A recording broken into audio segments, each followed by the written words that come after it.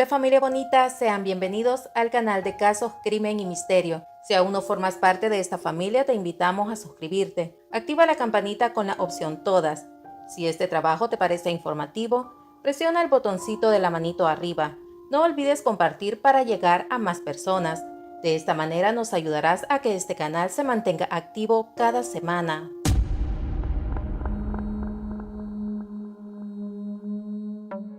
Chanel Yonko, de 30 años para el momento de los hechos, era madre de dos niñas.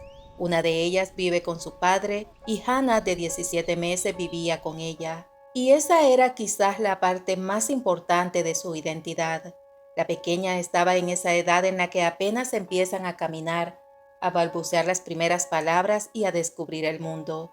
Los vecinos han dicho que Chanel parecía una mujer normal, ya que trabajaba todos los días y vivía su vida como cualquier otra persona. No se metía con nadie y no daba ningún tipo de problemas en la zona. Mas, sin embargo, algunos sí han expresado que notaban algo extraño: momentos de silencio prolongados, miradas perdidas y pensamientos que nadie podía leer, pero nunca se imaginaron que un día su nombre y su rostro ocuparía los titulares de todo el país. Era un día del mes de octubre de 2024, cuando Chanel junto a su hija Hannah viajaron a Galveston desde Houston para visitar a su hermana Mercedes Yonko. Ese viaje era uno más de esos que solía hacer Chanel para compartir tiempo con Mercedes. Nada hacía prever que a finales de ese mes ocurriría una de las tragedias más escalofriantes que marcarían a los habitantes de Galveston. Era el 23 de octubre de 2024, cuando a eso de las 9:45 de la mañana de ese día miércoles, la policía de Galveston respondió a la llamada de que alguien había dejado a una chiquilla sola en la calle, específicamente en la cuadra 3300 de la calle 59. Las personas que hicieron la llamada le dijeron a los oficiales que la muchachita no respondía y que solo sangraba. Cuando los servicios de emergencia llegaron, se dieron cuenta de que la pequeña aún seguía con vida, por lo que fue trasladada de urgencia a un centro de trauma de la rama médica de la Universidad de Texas. Sin embargo, poco tiempo después los médicos informaron que su estado era demasiado crítico y que lamentablemente no logró sobrevivir. Y es ahí donde empieza la parte más inquietante de esta historia. La policía comenzó a investigar el caso. Lo primero que hicieron fue revisar las cámaras de seguridad del hotel que apuntaban al lugar donde encontraron a la pequeña. Las cámaras lo habían registrado todo. Se veía una escena aparentemente normal. Una mujer caminaba por los pasillos empujando un cochecito de bebé. Al identificarla resultó que se trataba de Chanel, y dentro del coche estaba Hannah, su hija. En las imágenes Chanel se ve tranquila, caminando despacio, sin discutir con nadie. Ni siquiera se le ve nerviosa, solo intentando avanzar por el pasillo del tercer piso.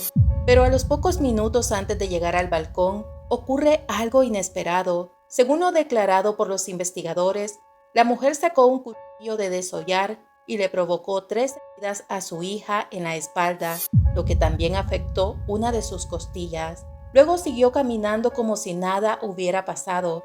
De repente se le ve empujando el cochecito hasta el borde del balcón, y allí, en ese punto, ocurrió un momento que aún resulta difícil de entender.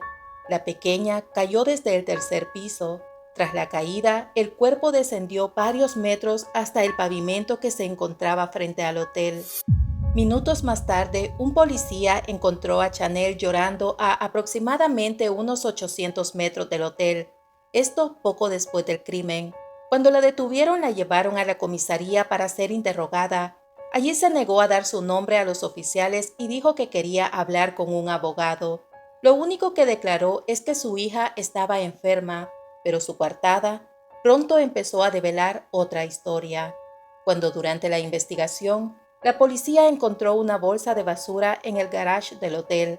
Al abrirla, había varios objetos inquietantes, como un cuchillo con rastro de sangre, juguetes de arena de plástico, pañales y la tarjeta de acceso para el hotel en el que se estaban alojando, lo que hizo pensar a los investigadores que alguien había intentado deshacerse de todo lo relacionado con el crimen. Cuando el caso finalmente llegó a los tribunales en Texas, La defensa tomó un rumbo claro desde el principio: sostener que Chanel no estaba en condiciones mentales normales cuando ocurrieron los hechos. Como parte del proceso, especialistas realizaron varias evaluaciones psicológicas. Durante una de esas evaluaciones, Chanel expresó algo que dejó perplejos a los investigadores. Dijo que creía que su hija estaba poseída por demonios. Era una idea que se había ido gestando silenciosamente en su mente sin que ella misma se diera cuenta de hasta qué punto estaba creciendo. No está claro cuándo comenzó exactamente esta creencia, ni en qué momento se volvió tan poderosa dentro de su pensamiento. Lo único cierto es que en octubre de 2025, Chanel tomó una decisión que cambiaría su vida para siempre. Años antes de que ocurriera la tragedia, el nombre de Chanel ya había aparecido en varios documentos oficiales y registros judiciales. Uno de esos antecedentes se remonta a 2012, cuando fue detenida en Houston tras hurtar ropa y cupcakes en una tienda. Pasó 3 días en la cárcel después de que se declarara culpable. Más adelante, en 2019, surgió otro episodio. Hubo una intervención de protección infantil relacionada con otro de sus hijos. Ocurrió antes del nacimiento de Hannah. Según documentos oficiales, el bebé, que tenía apenas 5 meses, fue llevado a la sala de emergencia de un hospital por una situación preocupante en el hogar. Los informes señalan que cuando los paramédicos llegaron, el pequeño se encontraba en una condición médica delicada y sus cuidadores parecían estar en un estado de fuerte alteración o consumo de sustancias. Según un reporte periodístico, en los registros de tribunales aparece que un hombre presentó una solicitud para anular su matrimonio con Chanel en 2019. No se ha publicado el nombre del hombre y tampoco si el proceso se completó. Vale recordar que una anulación no es lo mismo que un divorcio. Legalmente significa que el matrimonio se considera como si nunca hubiera existido, algo que puede ocurrir por diferentes razones, como fraude, incapacidad mental, intoxicación al momento de casarse o problemas legales con la ceremonia. Chanel permanecía bajo custodia en la cárcel del condado de Galveston sin derecho a fianza. Durante el proceso, insistió en una explicación que dejó atónitos a muchos en la sala. Según dijo, había llegado a creer que su hija estaba poseída por demonios y que al quitarle la vida, en realidad estaba intentando enviarla al cielo para liberarla de ese supuesto tormento. Cuando esas palabras se escucharon en la sala del tribunal, el ambiente se quedó en completo silencio. Sin embargo, el jurado no aceptó esa versión. Todo esto porque para los fiscales habían 2 elementos que pesaban más que cualquier argumento de la defensa: el intento de ocultar el arma homicida y las versiones contradictorias que Chanel dio inicialmente a la policía. Para la acusación, esos detalles demostraban que ella comprendía perfectamente lo que estaba haciendo.